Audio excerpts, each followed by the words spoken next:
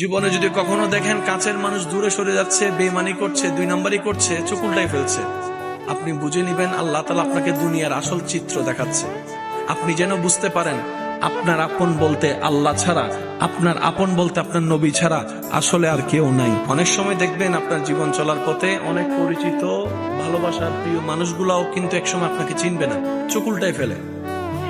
বিশেষ করে আপনার যখন দুঃখের কষ্টের সময় যাবে, মনে রাখবেন ভালোবাসার সাথে শ্রদ্ধার সাথে বলে যায়, জীবনের কোন পরিস্থিতিতে যদি এই দৃশ্যটা আপনার সামনে আসে, আপনরাই দূরে সরে যাচ্ছে, মনে রাখবেন আপনার আল্লাহ আপনার উপর দয়া করা শুরু করেছেন। সুবহানাল্লাহ। ওই বিপদ থেকে আপনি যাদের সাপোর্ট নিয়ে উঠতে চাচ্ছেন, রব চাচ্ছেন আপনাকে কেউ না করুক সাপোর্ট, আপনার আল্লাহ স্বয়ং আপনাকে সাপোর্ট করতে চাচ্ছে বলেই মানুষকে দূরে সরাই দিচ্ছে। সুবহানাল্লাহ।